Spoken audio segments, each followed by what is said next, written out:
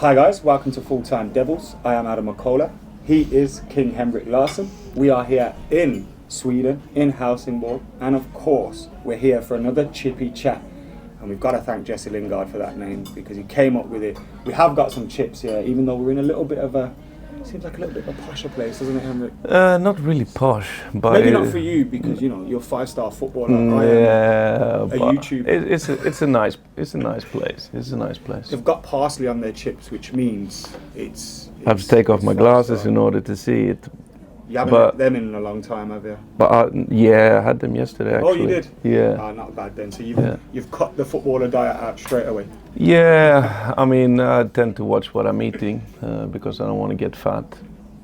So you have to. Still looking trim and fit. I try to take care of my body, eat a little bit less, watch what I'm eating and exercise a little bit, and that's enough. How have you found? Obviously, we'll talk about Manchester United and things like that. But how have you found retirement? Retirement has been good, I think. But I mean, I didn't walk away from football in that sense that many people do when they stop playing football. I went straight into coaching with a club called Landskrona, not far away from Helsingborg. So I was still in the game. I still had the routines, the dailies, week to week. So I knew what I had to do. So I have to say, stop playing wasn't that bad. But I think one of the reasons is that I went straight into coaching management. Obviously, your managerial career is still to come. We heard you had some interviews in England last week and things like that. And obviously, we'll get to that. But as a footballer, you played for some of the most iconic teams. Obviously, you started out here in Sweden, moved to Feyenoord, then played for Celtic, Barcelona, and Manchester United. That CV is pretty good. The biggest clubs in Scotland, one of the biggest in Spain. If I say the biggest, Real Madrid fans might kill me in the comments. And obviously Manchester United in England, the biggest club. When you look back on your career, how do you feel a sense of pride? I'm very proud, especially now when I'm getting older. You're getting a little bit more sentimental, you say in English. It's not bad. It's not half bad. It's a good CV to have. I mean, from a young boy dreaming of becoming a professional football player and having the opportunity to play for the great teams that you mentioned is just fantastic. And sometimes I have to pinch myself because I had high hopes and dreams, but I never expected them to be as good as they ended up to be. Now, my Uncle John, as I said, absolutely adored you as a Celtic fan, and that's where I learnt more about you. I can always remember you in the iconic hoops with the dreads and scoring plenty of goals. And people used to say, it's Scotland. Can he do it anywhere? And I used to think, it'd be great to see that. But then you went away and you did do it everywhere else. Plus, that was when Scottish football was pretty competitive. There was the time when there was two good teams in Scotland. Are we saying there's not now? Rangers fans in the comments. No, but they're getting closer again. I think it's a huge difference between the two teams we had back then and compared to now. Celtic has been doing it fantastically. I mean, winning all the trophies they've been winning. But at the same time, you had a weaker Rangers side. So I would say that when we played, it was two teams that were comparable to each other, and I think the game back then was in a better state as well. But now they're coming close again, and it's important for the Scottish football. It's important for Celtic that they have somebody to compete against in order to be able to do something when they come out in Europe. 100%. Now, obviously, you're on a Manchester United fan channel. Got over 500,000 United fans that really want to talk to you about your time at the club. Now, what I want to know is, because at the stage of your career that you were at, what did it feel like when you got that phone call? Because you're at Helsingborgs, probably mentally winding down your career a little bit, but you get a call Or was it a call? Was it an email? Was it an agent phoning you? No, I can tell you exactly how it was. I mean, we've been playing away against Kalmar, who's 3 hours drive from Helsingborg, 3.5, I think, by coach. And after the game, the gaffer we had at the time in Helsingborg was Stuart Baxter. He's from England. He's a good friend of the former, I don't know if he's the chief scout at United anymore, but he gave him a call and asked if I was available to come over, because Sir Alex wanted a little bit of experience, and he had some injuries as well. I think Alan Smith was on his way back, and they had some problems. And when he asked me that, he asked, "Do you fancy going over?" And you have to know that our league starts in March, and it's finished in November. Was there some sort of cross-Scandinavian tournament that you missed during that time? Yeah. So we spoke to a taxi driver yesterday, and he was like, he didn't play in Denmark and Sweden. He wanted to go to Manchester United. Yeah, no, but it was something called Royal League, I think it was. It was a shit tournament, to be honest with you. But it was good opponents, but it was in the wrong time of the season. But we have a pre-season then from, let's say, January or December till February, March, something like that. And I just felt when I got the chance to go over there and play for United, because I was asked once before. When was that? I was early in my Celtic days. I think it was the year before I broke my leg, something like that. But I just came from Holland, tough period, and I started finding my rhythm again in Celtic, so I didn't want to leave. That's crazy that I didn't realize that you had that opportunity. Yeah, but then when I got the question, I said, well, to the gaffer, I have to go home and talk to my missus first. But straight away I knew I wanted to go, and I was already there. Were you just playing it cool? Yeah, a little bit. I already decided that I'm going, because it was a fantastic opportunity. Did your family come out with you, or did they? No, they stayed here, because the kids at the time, Jordan was 10 and Janelle was 5. They were starting school and everything. And the reason why I moved from Barcelona home was in order for them to settle in the Swedish way of living, because neither of them had lived in Sweden. They were born in Holland. Jordan was born in Holland, and Janelle was born in Glasgow. So you got a Dutch and a Scottish child, basically. Where they're born, at least. I think they're formed with the Swedish values and everything. Yeah, because it must be difficult as a footballer. Obviously, we know they're well paid and they have great lives and everything, but constantly moving, living away from family, we don't really think about how it affects children and family life, really. No, but I mean, there's a time in the upbringing of the kids when you can do that. When they're starting school, proper school. Normally you start in Sweden around 6, something like that. But both Janelle and Jordan started when they were like 4 in the British school. In Jordan at school in Glasgow, and then Janelle in the British school in Barcelona. So it was just, I think it's important for them to feel somewhere where you can call home. Yeah. And that was the reason why I had moved back home to Sweden, and so that was the reason why they didn't come over with me to Manchester. But they were over quite a bit. I was there for 10 weeks, and I think. Did they go see games and stuff? Yeah, they came to the games, and just to be with me for a few days, a long weekend, and that was good enough. So. I was around 18 at the time that you came to Manchester United, and I still remember a lot of the games that you played there, and I can still definitely remember all of the goals you scored against Lille, Watford, Aston Villa. We'll come on to that, because I know in that same game against Aston Villa, Solskjaer scored as well, which was he came on interesting. Was that your first meeting with Sir Alex when you played for United, or did you already have a relationship with him before that? Didn't have a relationship, but we bumped into each other a few times. Didn't talk that much with I think because you knocked him back early on. No.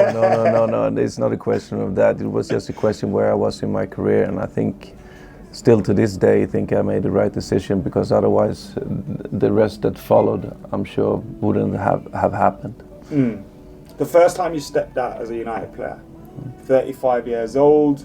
That must have been pretty special, but it came at the back end of your career.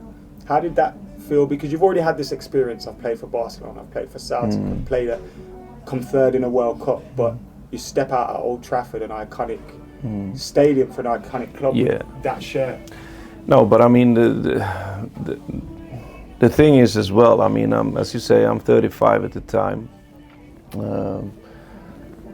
People wonder, what is Sir Alex doing bringing a 35-year-old? Yeah. So that gave me just a little bit of extra energy, a little bit of extra boost to show him, and I know he knows that he made the right decision, but to show everybody else as well that I was, at my age, still a decent football player. And I think you were. Yeah, I know I was, but yes. I just want to be humble here a little bit. But you don't have to be humble. It's full time. Yeah, business. No, but still, I mean, I feel that with my time at United, it was a great time. One of my best times in all the clubs I was. The way the club treated me, the way Sir Alex treated me, the way the players treated me, everybody that was in and around the club was just fantastic. Everything was possible. I remember I had to go home to a christening one day, and the club arranged that for me, and that is not a lot of clubs that do that for the players. So to run everything ahead here, I mean, my only regret in my career is that I didn't stay longer. I should have stayed the full year, because then I'm sure I would have gotten an extra year to be there. Now that you've said that, it makes me feel gutted about it. Yeah. You've actually made me feel a bit sad about it. Like, you should have stayed a little bit longer, because you scored in every competition you played in. You scored in the Champions League, FA Cup, League. Yeah. You were playing with Rooney and Ronaldo. That goal against Watford. Yeah, but what a team we had. Great link-up play with Rooney. Yeah, but what a team we had. Yeah, it was a great team. What was your favourite thing about that team and going to training with that squad? Oh, it was just the way everybody was. I mean, professional, but it was great banter there as well. And the way people trained was just nice to see again, because I've been out of professional football, even though I was in Sweden. It's not the same thing, but seeing Nemanja Vidic sliding in and knowing he would slide in from behind, even when you didn't see him, it was just oh yeah, that's the way you train, that's the way you do. So that competitive edge came back helped again. me a lot. Helped me a lot. Because you must miss that. Like, playing football is fine, but playing you still play to win, but almost playing with that trophy desire at the end of it. You need that, don't you? That drive. Yeah, you need that drive. You need it to be that competitive in practice, because if it's not competitive in practice, how are you going to bring it onto the pitch match day? It's going to be very, very difficult. But at the same time, it was never nasty. It was always to get the ball, and I think that's a big difference in that. You hear that a lot nowadays. Obviously, Roy Keane was at the club then, but you hear of him when players were coming in and trying little tricks and flicks like Ronaldo, kind of just putting him back in his place with a challenge, and keeping each other competitive was great. Now, you'd already made United fans love you by the fact you set up 2 goals against Arsenal in the Champions League final, which we of course will love you for that. But what was your memory of United fans? How do you feel they took to you and stuff? No, but still to this day, I mean, I've been back a few times. I've been doing some work for media, and when the United fans see me, they're so happy. And I mean, I was only there for 10 weeks, and it's a little bit embarrassing. But I mean, I feel Andy Gorham doesn't get that. Yeah, no, but I think as well. I mean, the United fans have seen a lot of players playing on that pitch, and what they expect from every player that walks through the tunnels is to give 100% for the jersey. And I think they saw that I did that even the short time I was there, but they also identified that I could play football, I had a good mind, and I could score goals. I think they saw that straight away. It also helps that I noticed in Scotland and Ireland, a lot of Celtic fans have an English team, And sometimes that's either Man United or Liverpool. Yeah. So like you may have had a lot of fans that were supporting you at Celtic and then were still fans of you at Manchester United, which is incredible. Because I remember I went to a Champions League game where United played Celtic. It might have been in 05. When Ryan Giggs went down for a penalty and all that. But I remember there just being Celtic fans sat in the United and like just everywhere. It was really mixed and everyone got on and it was a strange feeling. Did you, I can't remember, this is a random question, did you play in Roy Keane's testimonial? No, I didn't. No. Because I remember a Legends game between, was it Celtic, Man United Legends that you played in? But it wasn't Roy Keane. Yeah. But I played in that game, yeah. How did you feel getting your first goal for the club? That goal against Watford was the first one, right? No, Aston Villa. Villa in the cup. Yeah. So first game against 1-0 up, you put us in the cup. Yeah. How did that feel?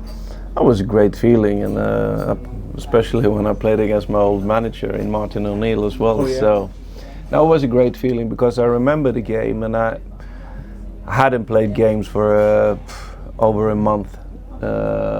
And you missed the fitness, you missed the sharpness because there was 2 opportunities in the first half that I should have done better. Probably scored 1 goal at least. I love that you still remember those. But I mean the feeling when Rooney sets me up, I flick it up a little bit, and as soon as I hit the ball, I know it's going to go in. It's just a tremendous feeling because, I won't lie, it was a dream to score in the first game. It was a dream to score at Old Trafford. So doing that the first game was just a fantastic feeling. And Solskjaer scored in that game, which is incredible. What are your memories of him? No, but he was a good guy. He's a good guy. I mean, he being from Norway and me being from Sweden. Do you have that rivalry? Is there any Scandinavian rivalry? Yeah, there is, but I mean, not with the Norwegians that much as the Danes. Okay. Because the Norwegians are not really one of the best teams in Scandinavia, to be honest with you. With the team with Solskjaer and them, they were good, but then they had a long time where they haven't been. Solskjaer, Torian, Flo, yes, you had Thomas Sorensen in goal. No, that's Danish. Wasn't Ronnie Jonsson. You had a few ex-United players there as well that played, and they were good. But Ole was good. If I had a question, I went to him. Obviously, we could speak. Could you tell he was going to be a football manager? Because there's talk that he always was reading things and always looking at. Yeah, but that's so long ago, so I can't remember that. But I mean, I think that we never discussed it when I was there. But I mean, if I have had any questions about if I wanted to go somewhere, I needed something, I went to him because I could speak Swedish and he spoke back in Norwegian to me. So I mean, he's a good guy. We've been in touch a little bit the late few years, but he's been asking me when I've been a manager in Sweden about players from Sweden when he was a manager in Norway. So, and I've been giving him my honest opinion about it. So, but it was a long time ago I spoke with him. I know you've been touted for a few jobs recently. Obviously, had interviews in England. I'm going to go back to the football, but just there you talk about speaking to Ali, and are you hungry? Do you have as many dreams in terms of management as you did as a young boy growing up to be a footballer? If you get one. As a young boy, I had a dream to become a professional football player, and as a manager, and when I was young, to play for a good team as possible. And I managed to play for quite a few good teams, to be honest. Yeah, and my ambitions as a manager are the same, because I've been out and playing those games. I know what it means for the clubs. I know what it means for the fans, and I'm sure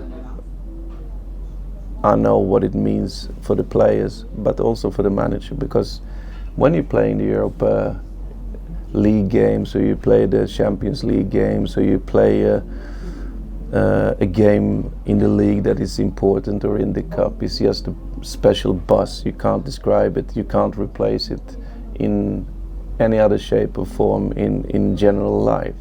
So I want to get back there. And it's like an addiction, right? It is, but that's a healthy addiction, I think. Yeah. So I mean, I want to go back. I want to become as good as I can be, and then hopefully I get the opportunity to manage some good teams.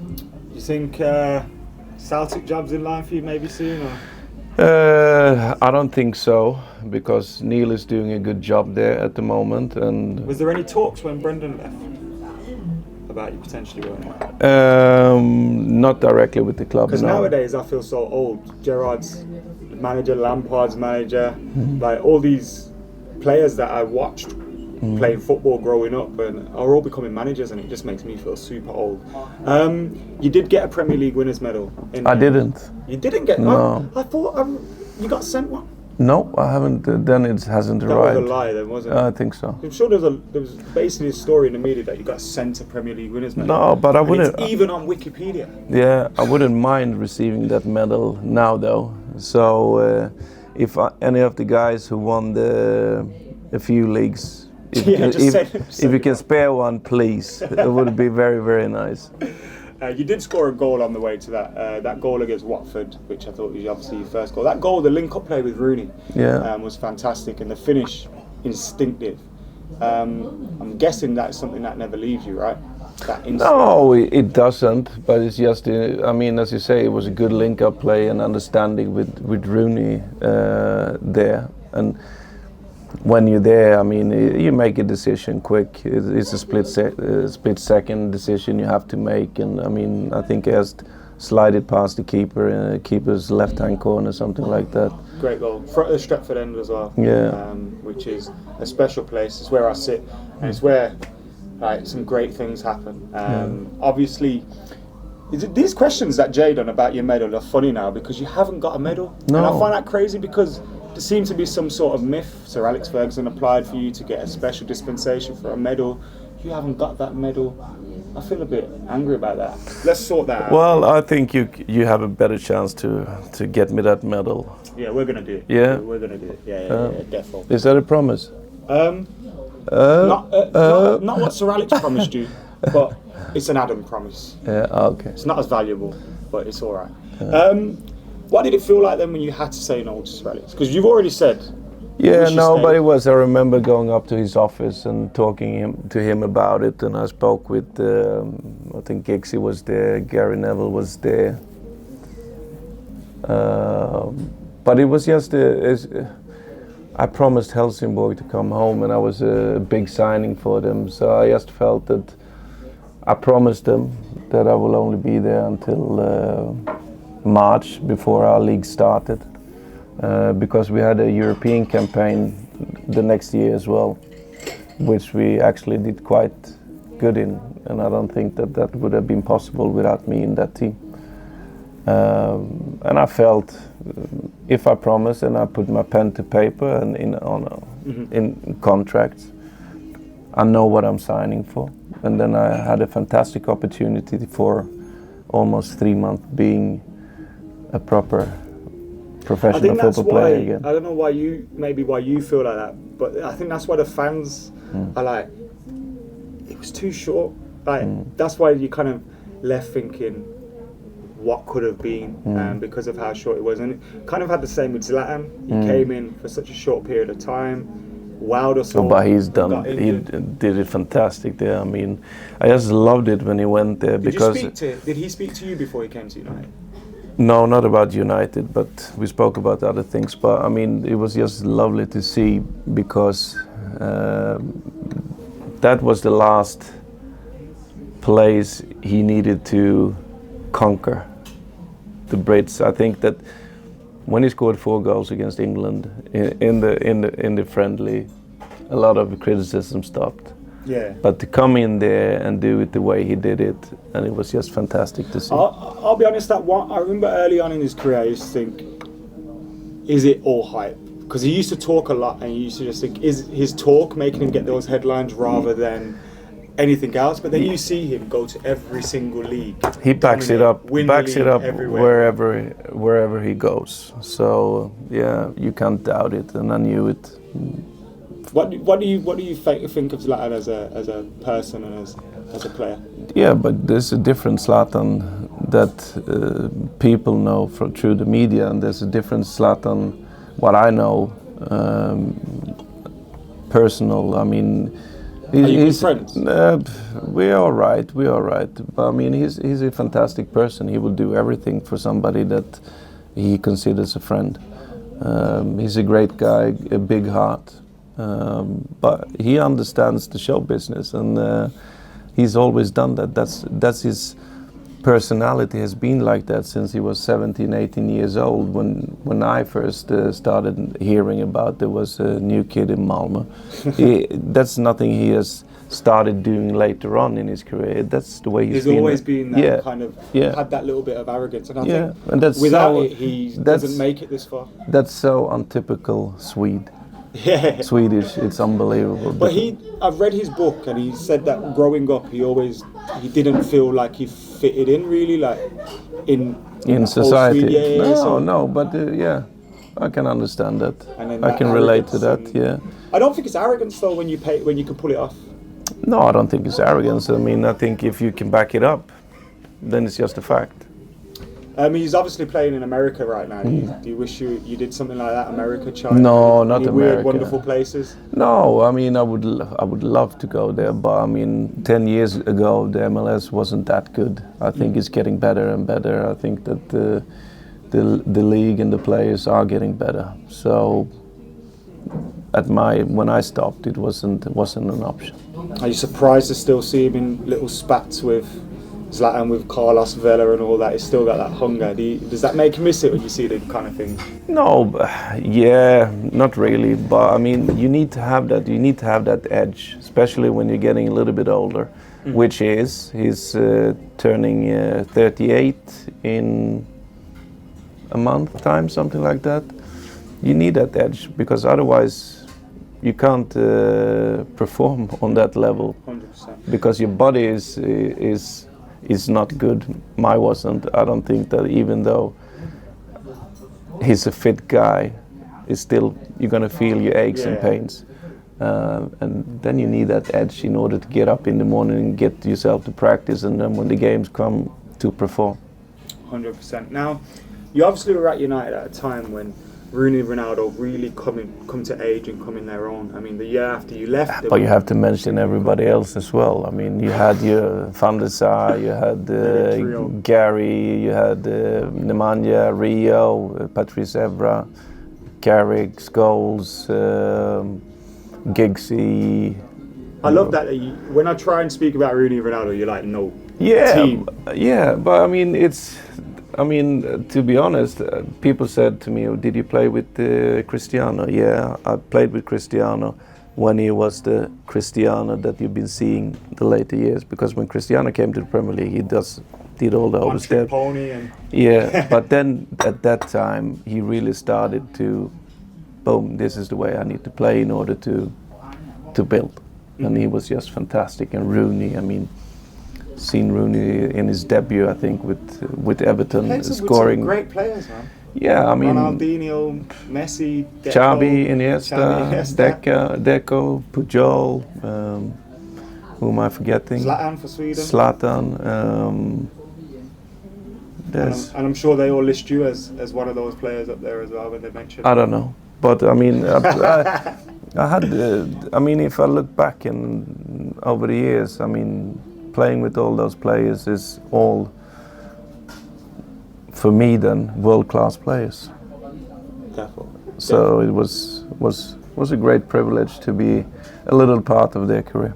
The reason why I ask about Rooney and Ronaldo is because I feel like some players at United now are in that period where they really need to start.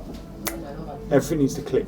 They need to start getting their head down and performing. And I felt like that time for Rooney and Ronaldo was around the time when you were at the club, where they started delivering consistently, scoring goals, winning games, and helping us push towards that title. Because that was our first title in 3 years. And that's why, like, when you look at United now, what do you think's going wrong there?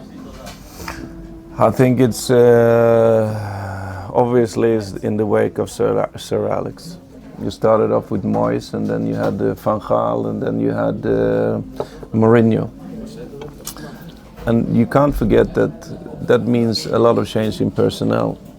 And I think that the culture from the players that been in the past has gone lost a little bit. I think that's my honest opinion about it. I think there are some talented, some good players, but there are also players that are not good enough to play for United. They are there.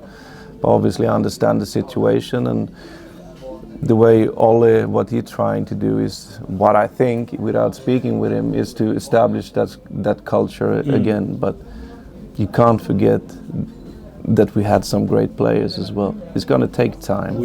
Yeah, I say we because I was there, so I've been part of it. So I think that in order to turn it all around, it's not going to be a quick fix. Yeah. I think we kind of needed this period as well, where everything. So you can appreciate, hopefully, what's coming. Well, I remember after the Swansea game in 2012, Fergie's last game, my dad turned to me and said, now you're going to know what it feels like to be a football fan. Because we were like spoiled under Sir Alex. We had everything. Yeah, I mean, the way he rebuilt the teams that he created there was just fantastic. But also when you change when you change the manager too often, you're going to get lost in it, because I mean it's going to be a change of personnel. It's probably going to be a different system of playing, and that means that you maybe need some different characters, and then it comes a new manager, and the same thing happens again. You need to set something down. You need to give all the time. Because that's the question at the moment. No, but I think so, because he's trying to get it back to what it was once, and I don't think there's so many other managers that really knows what it means to be at United. Maybe if you bring in some of the other guys that played, but I think it's not the question of a quick fix here. It's going to take, I think, a few years still before you're 100%. Before you get a team that you can say, well, now it starts to look what we had in the past. Yeah, because we're still missing a lot at the moment. Yeah. And I think what Ollie's tried to do is take a lot of the players out that maybe he felt weren't Manchester United players. There's still some of those there, but he hasn't brought in enough players in the summer. And the signings he did bring in were pretty good. So I just feel with a few more signings, we might start to see more of a Ole Gunnar Solskjaer team and more of what he wants. He's bringing through a lot of youngsters as well, Tahith Chong, Angel Gomez, Mason Greenwood now. I don't know how much you know about them personally, but as a young player coming through, what is that leap like from reserve football in your day to first team men's football? So you could be the most talented player in the world. That leap is gigantic. So what you really need to do is to get a few games where you slot into it, and then to see if you're going to be able to do it in the end. But you have to play in those games to see if you have the qualities to be able to play. But it's a gigantic leap from reserve team or from under whatever to the first team. So I think it's very hard, but I think it's good that he brings through talent, because then you can test the character. You can see how they react to things when they don't succeed, how they react when they succeed, how do they handle the different things, because that's going to be important in the end, if you can trust the player or not. And the most important thing is, do they have the quality to be a United player? That is the most important thing, because you have to assess them over a period, and in that period you have to decide, are they good enough, or do we need to send them out on loan, or do we need to get rid of them? In my opinion. Yeah, you have to be ruthless that way. Something I wanted to ask you, as a footballer that's played at all different levels, obviously mainly the top, but obviously in your earlier days, I'm guessing there weren't as much pressure on you. No. When you go to places like Manchester United, Barcelona, Celtic. Celtic, sorry. Do you actually feel the difference, like the pressure? Like, I don't know. I'm trying to ask the question, but like, can you like just as a person feel that there's a big shift there? Like now you have to deliver. Like, what is that? Because the media, the fans, like it's a whole mixture. It's the mixture of everything: the media, the fans, and everybody. I mean, when you, for example, when you come to Barcelona from Celtic, obviously, even though I've been to European Cups, I've been to World Cups, I played in Europa League finals, scored goals there. Still, the question is going to be: is he going to deliver here? Is he going to score here? So you have to show that straight away, and you feel the pressure. Even though I didn't feel that huge, gigantic pressure in Barcelona, because you had Ronaldinho at the time, who was the main star. So I mean, I could just walk beside him, you know. But the pressure is always going to be there, because the pressure comes with the club. Mm-hmm. When you're playing for a club like the Celtic, Feyenoord, United, Barcelona, it's the history of the players who's been there before you, what they have performed, mm-hmm. what you are competing against. So the pressure is going to be there all the time, and then it's up to you to deliver. If you deliver, everything is fine. If you don't deliver, yeah, you're going to hear it. But that's part of being a professional football player, I think. That pressure you need to be able to handle. Now, I know you're going into management, so it's a bit of a weird question. Do you ever see yourself rocking back up at Old Trafford? That's a difficult one to see. Director of football, maybe? No, I don't think. I want to be on the pitch. I want to be involved in the day-to-day training and planning for the games, but time will tell. I mean, as you said, I've been over to England for an interview. Was it Southend? Was it? Or? I can't say which club it is, but you all know which club it is. But then at least it hasn't come from me. So maybe going over again to have a talk, but. We see with the same club, or maybe the same, or maybe another one. Keeping them options wide open. Yeah, agents loving it. Yeah, so I mean, it's a question for me. Obviously, I've been in Sweden. I've been managing here in Sweden since 2010. A few different clubs. I think that I learned a lot, even though the level of the football is not up to the Premier League or La Liga or the Dutch Eredivisie, but it's you learn the basics, you learn how to be the leadership, planning of practice, and all different kind of things like the medical part, the physiology, which is not an easy word for a Swede to say. I have a lot of experience in that. So I just waiting for a moment where I get my opportunity, and then I'm gonna work hard as to get where I want to be, and then time will tell if I'm good enough or not. Are you a tracksuit manager or a suit manager? Depends on the occasion, depends on the team. I think that obviously everybody would like to walk in a suit and a tie, but I think occasions maybe where it's not good. Well, the weather's like this. Weather's like this, or the team is in the bottom half and you have to roll your sleeve up. You need to maybe. I don't care. I mean, I think everybody should do what they want to do. Do you feel like, because you were such, I always think this about Roy Keane, that he can't be a manager these days because he was so good as a player. So he's expecting things off players that are less able than he was. So he'll just get angry. Like, as a player that was a world-class striker, if you see a striker missing, like, are you like, let me put my boots on, I'll show you how this is done? No, but I mean... You have to, like, reevaluate where you have to... I mean, obviously I've been... As I said, I've been a manager coach in Sweden for, like, almost 10 years. And obviously I came across a few strikers that weren't on my level. But I have to adapt. I mean, if I was here, I maybe have to come down here in order for them to understand. And it's showing them, talking to them about technique, what they should think about.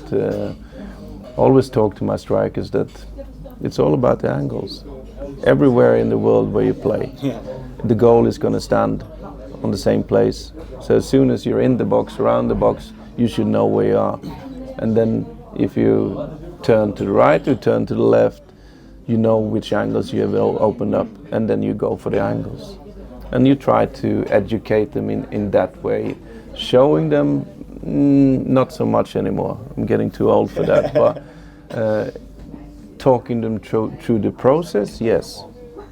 And you don't find that a difficulty breaking it down? It's sometimes, obviously, it's annoying, but I mean that's part of it. I mean, obviously, that's something I think that I have to, in order to be able to be a manager. I have to be able to handle different scenarios, different things, different kind of players. So for me, it's a question of making sure that you connect with the player, and that you bring it to them. Do you understand what I'm trying to say? Yeah, that you bring it to them in a way that they can understand and get something out of it. We're nearly at the end now. If I had to ask you for one memory, one story, or something from your time at Old Trafford, what's your favourite? Favorite? Oh, there's so many actually. Do we talk playing wise, game wise, or do we talk training, or maybe off the pitch, so that it's something that we might not have seen? Oh, but there was a lot of things you didn't see on the pitch either, I'm sure. Okay, then open it. No, but I mean, it's just as I said before earlier. I mean, Nemanja Vidic, how he trained. I mean, he used to blast you, but also, I mean, Scholesy. I mean, there was somebody telling me, don't walk ahead of Scholesy when you go out to practice, and I said, why? Oh, you will see. And I made sure I stayed behind him to look, and there were people walking, and he started blasting the balls at them in the back, so I never walked out before him. So you never got pinged on the head? No, I didn't get pinged from him. I can tell you a funny story. When I was at 35 in practice, 1 against Cristiano Ronaldo, I thought I can defend him, that's no problem. It was hilarious because I thought I'd go towards him and then I'd stop a little bit. So I went towards him, stopped, and then he walked past me. He was so quick. It was unbelievable. Could you see that he's going to be the best player in the world? Because you were around Messi, around Ronaldo. Yeah. At that time, Ronaldo was ahead of Messi because I just 1 year earlier Messi started training with Barcelona. But that I think that Cristiano was very close to the finishing article that he became, in my view, when he went to Madrid. Yeah. So he was really sharp. He was really good. And I think that's when around that time was when the penny dropped. Yeah. And after, was it Euro 06? He came in and he was scoring goals. And the first day, I think it was Fulham, we beat them 5-1. Yeah. And we never ever looked back. And then obviously you came in later on in the season, and we won the league. And I remember feeling like we're not going to win the league again when Chelsea came in and Mourinho and all the money. And yeah, no, it was a difference there. It was a difference indeed. Do you see in Fergie like that tunnel? We're going to win the league this year. We have to win the league this year. Yeah, no, but I understood it was important. I mean, there was 3 years then. I heard it. I heard him. It's been 6 years. I heard him scream a few times. That was good. That was good. Is that your best experience in the dressing room, Sir Alex Ferguson?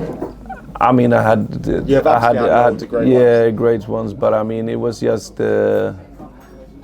everything. Just I think he was great. I think he's definitely one of the best, and I'm sorry that I couldn't be there for a little bit longer, learn a little bit more from him in the football sense, because I mean, obviously being a manager for that long,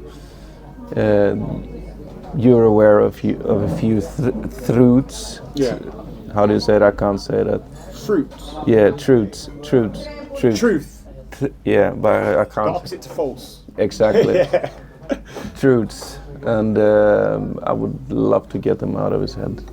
Definitely. Henrik, it's been an absolute pleasure, man. It's been a pleasure you're being kid. here. I'm a little bit disappointed you haven't touched them though. I was eating them earlier, but Yeah. now Yeah. they don't look so appetizing now. No, they're a little bit cold, I think. Yeah. I had them yesterday, so I can't have them today. Looking after the figure, yeah? Have to. Henrik, it's been an absolute pleasure. I hope to see you back in football very, very soon. Thank you very England, much. Southend, maybe. But yeah, thank you for your time. This has been Chippy Chat. Yeah. Make sure you're subscribing to Full Time Devils, like and comment and sharing as well. Henrik, I see you on social media these days. You want to plug it or anything? No, I mean, I'm not so good in my A social book coming media. out or anything like that? No, I don't have a book. I very rarely post something because, to be honest, I don't really know how it works. No, I'm just kidding. I can't be bothered to post too much, so I only post when I feel like I want to do it. So I love that. Any final message for those Reds at home watching?